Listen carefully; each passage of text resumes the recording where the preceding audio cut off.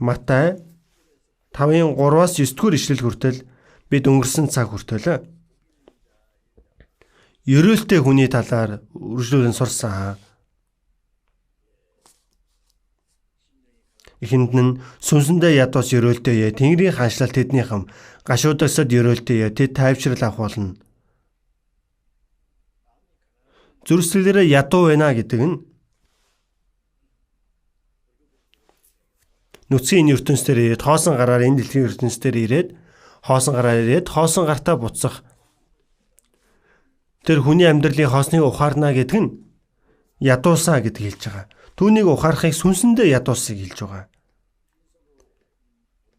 Хоосон ирсэн энэ ертөнцийн хүмүүс болохоор бүх ертөнцийг л олж авъя гэсэн хүсэл шулн хязгааргүй байдаг байна. Тун удахгүй хоосон буцхал байж. Бид нар гар нь хоосноор хэдиж сүнсэн дотор Бурхны амийг олж аваад явах ёстой. Тиймээс 1-р Петр 1:24 дээрээс харах юм бол махуд нь өвс лугаа идлаа.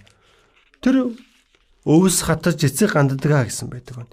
Эзний үг үеийн үед мөнхөд орсноо. Учир нь та нарт тунхаглагдсан үг энэ мөн. Энэ ертөнцийг хүсэж ташаа шунлан бүгд өнгөрөн одно гэдэг хэлж байгаа. Бүгд дууснаа.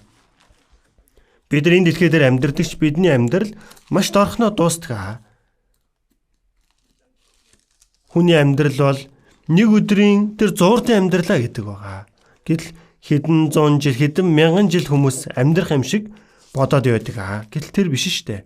Тиймээс дуулал 9-р бүлэг дээрээс харах юм бол бидний амьдрал эзэн таны өмнө байхгүй мэт агшин зүртэл өнгөн оддгоо. Тэдэрийн орилон зүдүр өвөг гашууд өнгөрдгөө тэгдэл үстэй. Ядуу нь ядуугаараа баян нь баяднаараа л зовлонтой байдаг. Тун удахгүй өвчтөе болоод яна гэж байгаад л нүд андаг нь тэгээд дуустдаг бол яг зол гэл үсгийн дараа мөнхийн шүүлт хүлээж байгаа нь асуудал тийм үү. Гэтэл Бурхан биднийг тэр дундаас аварч өгсөн. Энэ дэлхий дээрх төр зургийн зүйлийн төлөө амьдрах биш. Энэ дэлхий дээр хэдэн 10 жил амьдарч байгаа нь мөнхийн ертөнц рүү явж орохын төлөө төрхөн бэлтгэл хугацаа. Тиймээс бид нар энэ газар дээр ямар ч найдваргүй гэдгийг мэддэг. Аврагдсан юм чинь хичнээн зол бай. Аврагдаа тогтохгүй.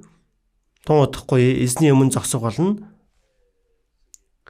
Тэр эзний өмнө зогсохдоо ичих зөвлгүйгээр мөн аврагсны дараа яаж амьдрснаас хамааран Бурхны өмнө мөнхийн суу алдар нь өөр байх болно гэдэг тийм үү. Бид тэр зүйлийн төлөө амьдрцгаадаг. Гэтэл Матай 5:3-9 дугаар ишлэлдэр сүнсэндээ ядуус гашуудасад гим нүглээс болж гашуудж байгаа хүн тайдралыг амнаа, гим нүглээ уушлуулна гэсэн үг. Мөн дүлгөөнчүүл ерөөлтэй гэдэг нь аврагдах юм бол Бурхны өсөл чимээгүй дуулууртай байх сэтгэлийг дүлгөөнчүүл гэж хэлж байна. Тэд дэлхийг өвлөх болно. Мөнхийн өвийг амлсан өгнө гэдэг хэлж байна. Зүв байдлын төлөө өсөж сангасад ерөөлтэй. Өсөж сангасад гэдэг нь идэх зүйл, уух зүйлийг санагалцдаг тийм үү? Өсөж үзсэн үү? Идэх зүйл байхгүй дээ. Турхын төлөө идэхгүй байхыг хэлж байгаа юм биш ээ. Үнэхээр надад идэх зүйл байхгүй та үнэхээр өсөж үзсэн. Тэгээд тэр өгч байгаа юм шиг сангаж ирсэн удаа буюу би бас тийж үзсэн. Тэр уснаас өөр юм боддоггүй тэр үед бол. Зөвхт байдлын төлөө өлсөж сангагсад Бурхны зөвхт байдал, Бурхны хүслийн төлөө тэр өлсөж сангаж байгаа хүнтэй л яг ижилхэн Бурхны хүслийг санагалцахыг хэлж байна. Тийм хүн нь цатгадах болно гэдэг нь Бурхны хүслийг үйлдэх зөвхт байдлын төлөө өлсөж сангагсад гэдэг нь сүнсийг ерөөлөд тэр хүнд өгөө тогтохгүй махбодын бүхий зүйлсийг эзэн дүүргэж өгнө. Зүйтэй байдлын гэцийг эзэн дүүргэж өгдөг. Тэрийг мэдэх юм бол үнэхээр гайхалтай хэрэг болдог. Учир нь аварцсанд нь итгээд байдаг. Эзэн ирвэл бидний тэр ус руу дагуулж явна гэдэгт итгэдэг. Гэтэл энэ өдөр тутмын амьдралд нь эзэн хамт байж байгаа гэдэгт яагаад итгэж чаддгийг мэдэхгүй байна. Яагаад итгэдэг юм бэ? Мэдэхгүй байна. Матай 10:30-оос харуул Бурхан толгой дээр ширхэг үсчийг нь хүртэл тоолсон байдгаа гэдэг. Эзний толгой дээр үсийг маань тоолсон байхад эзэн миний би нөхцөл байдлаа мэдхээс илүү эзэн надаас илүү их мэддэг. Би итгэж найддаг нь миний бүхий л нөхцөл байдлыг сайн мэддэг эзэн. Тусаж өгнө гэдэгт би баттай итгэж байна. Би эзэнд итгэж найддаг нь эзний үсгийн дагуу амьдардаг нь миний бүхий л нөхцөл байдлыг сайн мэддэг эзэн. Миний нөхцөл байдлыг надаас илүү эзэн сайн мэддэг. Тусаж өгнө гэдэгт бат итгэж байна гэсэн байна. Сүнсийг нь өртөл тэр мөнхийн сүнслэг өрөөлүүдээр тухайн үе болгонд нь Бурхан тэгж өгдөг. Тэглээгээд энэ газар дээр хэр сэтгэж ямар зовлон хавчлахгүй амар тайван жимээр амьдрна гэсэн үг шээ. Зовлон өгж байгаа нь бидний өрөөгөөжийн төлөө. Тиймээс зөвхт байдлын төлөө үлсэж сангагсад гэж гарсан байна. Түүний дараагийнх нь Илэрнгүйчүүл ерөөлтэйе. Өөрөө Бурхны өмнө өршөөл инэрлийг авч мөнхийн уучлалыг авсан учраас өөр бусад хүнийг инэрх ёстой тийм биз дээ. Эзэн намайг инэрж өршөөсөнтэй ижилхэн бусдыг инэрж өршөөх. Аврагдаа хүмүүнийг өршөөж өрөөх. Сул дорой хүмүүсийг харах юм бол өршөөж өрөөх. Надад буруугаар хандж байгаа үнийг өршөөх. Тэр нь уучлалыг хэлж байна. Бурхан надад инэрлэн болгосныг хэлж байна. Бурхан эцгийн тэр өршөөл инэргүй байдагтай ижилхэн өршөөл инэрлэлтэй бай. Уучлал өршөөхийг хэлсэн байна. Инэрэнгүйчүүл ерөөлтэйе. Тэд өршөөл инэрлийг хүртэх болно. Би бусад үнийг уучлал Бурхан ч гэсэн намайг уучладаг байна. Би сул дорой хүнийг өрөвдөх юм бол намайг сул дорой байх үед эзэн надад тусалдаг. Өршөөх юм бол намайг өршөөлийг би өөрөө хүртдэг. Тэгээд зүрхэндээ цэвэр ариун байгсад ерөөлтөе. Тэд Бурхныг харах болно. Аврагдах юм бол үг ариун сүнсээр бидний зүрсгэл баг багаар цэвэр ариун болдог. Харанхуй сэтгэлийг цэвэрхэн тод. Тэгвэл Бурхныг харах болоо гэдэг нь бидний сүнслэг нүд маань нэгддэг. Бидний зүрсгэл дотор гэм нүгэл байвал сүнсийн мэнүүд харанхуйлдаг. Эфес 1-р бүлэг дээрээс харвал нүдийг нь нээж гэсэн үг гардаг шүү дээ. Сүнсний нүдийг нээж. Зүрсгэлд нь гэм нүгэл ороод ирчихсэн байвал нүдэнд нь ямар нэгэн зүйл халахалцсан байгаа мэд Бурхныг харах нүд нь харанхуй болдог. Библийг харсан ч тэр ухаарч чаддаггүй. Үгийг сонссон ч нэг л харанхуй мэд санагдаад орж ирдэггүй байгаа. Зүрхэндээ цэвэр ариун байгсад ерөөлтэйе. Тэд Бурхныг харах болно. Сүнслэг ертөнц. Бурхны сүнслэг ертөнцийг харж чаддаг байх ёстой. Тэгээд амар тайвныг тогтоосод ерөөлтэйе. Тэд Бурхны хүүгүүд гэж нэрлэгдэх болно. Өнгөрсөн эзний өдөр амар тайвныг тогтоосод. Надад нэг дуудлага ирсэн хэд хэдэн үнээс. Пастора энэ удаагийн амар тайвныг тогтоосод гэдэг үг үнэхээр зүйлсэлмэн хатгагдсан гэж байгаа. Өөрөө амар тайван байх ажлыг хийгээгүй учраас тэгсэн.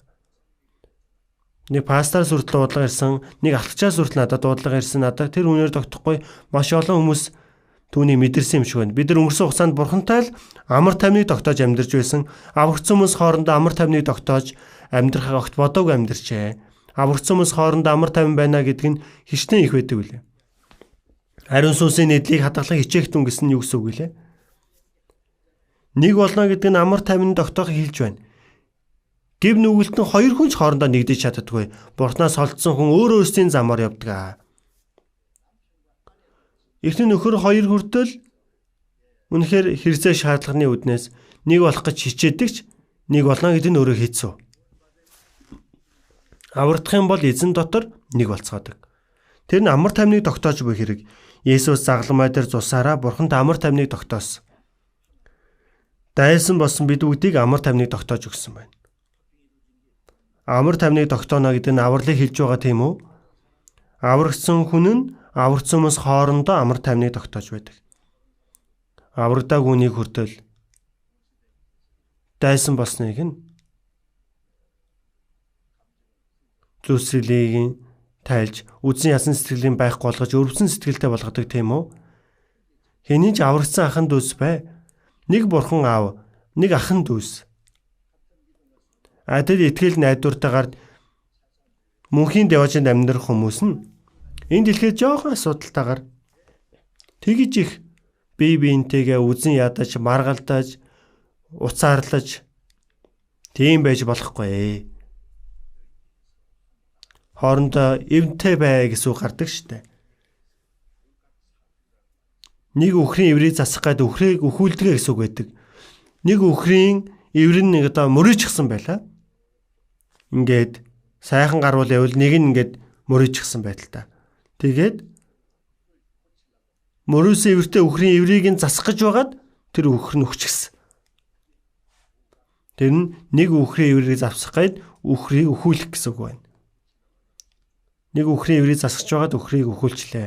Жохон хазаасан байвал яалтаанд гэвдэ. Зүгээр үлдээч хэрэгтэй.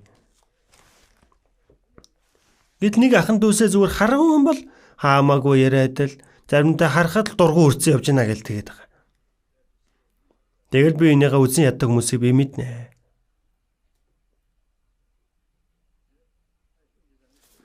Ахын дүүс нь ямар мэдэхгүй байх вэ? Ил тодоо байтал хэн мэдэхгүй байх вэ дээ.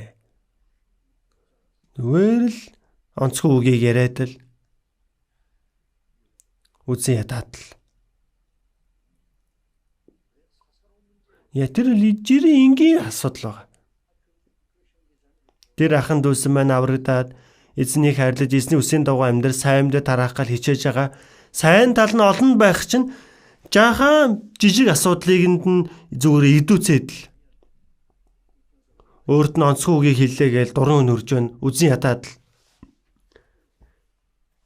Яагаад тийм давчил сэтгэлтэй юм бэ хэлхийн аргагүй наа. Бид нар буруу зүйл хийгээд тэглэж гисэн эцэгийн хүн үр хүүхдээ хайраараа хүлээж авдагтай ижилхэн бурхан бидний ямар их төвчээртэйгээр ханддаг вэ? Аврагдааг үнлүү хандаж нэг өдрийг 1000 жилүүд 1000 жилийн нэг өдрийн мэд аврагдаасаа гэж үсэж биднийг тэр ашлалгүй хүүхдээр хандаж байсан ч бурхан удаан төвчээртэйгээр биднийг хандаж хайрлаж өгдөг. Хэр зэрэг удаанаар дасралтгүй. Ариун сүнсийн нэгдлийг хадгалах хичээхтэн гэдэг нь ямар учиртай юм бэ? Нэг болгосон гэдэг нь хэцүү. Өөртөө нийцүүлэх гээд байсныг хэрэггүй. Эсрэг талын үн сул тал байгаач надад сул тал байгаа гэдгийг санах хэрэгтэй. Харилцсан. Тийм учраас бие биенийхээ сул талуудыг нь эзний сэтгэлээр өрөвдөж хүлээж авч өгөх хэрэгтэй. Сайн талууд олон байх чинь яагаад онцгой зүйлийг нь л асуудал болгоод тэгвэл бузар сүнс бүр түндэн дортой байдаг. Сэтгэл нь хуваагдчих юм бол аварцсан хүмүүсийн сэтгэл хуваагдчихвал итгэлийн амьдрал нь бүтлгүүтдэг. Сайн мэдээж тараадаг байгаа. Бузар сүнс нь тэр нь хуурдаж буй хэрэгэ. Байнга л хагалдуулдаг байгаа. Тэр ахын дүүс надад тэгж ярьж байна. Дэрэгч та нарын талаар ингэж ярьж байна гэх юм бол ярьж байгаа үнэн дээр нэмж бас ярина. Тэнгүүл түнд зүгээр игдүүцээд л байн харалдаа гарах гэдэг бузар сүнс бурхан болоод хүмүүсийн хооронд нь харалдуулдаг. Хүн хоорондын харилцааг харалдуулдаг. Амар тайвны тогтоосод өрөөлтөө тэд бурхны хөвгүүд гэж нэрлэгдэх болно. Гэж нэрлэгдэх болно гэдэг нь эцсийн шийдвэр гараад ирэх юм бол тэр группийн ерөнхийлөгчийн төв гар үсгээ зураад тамгаан дардагтай ижилхэн. Тийхүү нэрлэгдэнэ, хүлийн зөвшөөрөгдөнө гэсэн үг байна. Өмнө нь Өмнө нь байгаа янз бүрийн үйл явцыг туулсан хүн нь амар тайвныг тогтоодог. Бурхны хүүхэд гэсэн тамгаар тамлуулсан. Амар тайвныг тогтоож чадахгүй наа гэдэг нь Бурхны хүүгүүдээр харах хүрхгүй наа гэж бодож үзэх хэрэгтэй. Тийм байж болохгүй. Гимших хэрэгтэй. Надтай хамт нийлүүл ив найртай байлгад үүнийг харалдуулагч нь мөн гэж байгаа. Эцэг их нь 10 хүүхэдтэй байлаа гэвэл царай нь өөр байдагтай ажиллах, зан чанар нь бүгдээрээ өөр, ах トゥ нар хоорондоо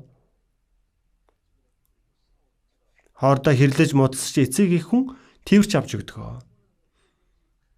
Эцэг нь байнга л тэрч авч өгөөд л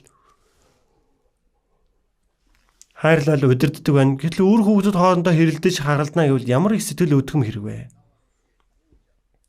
Надтай хамт ив найртай байлгаж нийлүүлдэг үнэн нь эзэн бидний талын нэгтгэж тарчсан байсан биднийг цуглуулж нэгтгэсэн. Бидний сэтгэл харааханда нэг бол чадахгүй байгаа талуудыг маань ариун сүнсээ нэгдүүлж байдаг. Ариун сүнсийн нэгдлийг бүү хагалж байна. Нэг болох гэж хичээгээгүй нэгдлийг нь хадгалж хамгаал гэсэн байна. Тэгэхгүй байх юм бол эзэнтэй адилхан цуглуулахгүй харалдуулдаг нэгэн болно. Энэ үртэл чухал 7 зүйл байгаа. Христ итгэгч хүний мөн чанар 7 төрөл 4 мөн чанар байна. Харин өнөөдрийн хэлж байгаа агуулга нь зөвд байдлын төлөө хавчаадагсад ерөөлтэйе. Тэнгэрийн хаанчлал тэднийх юм.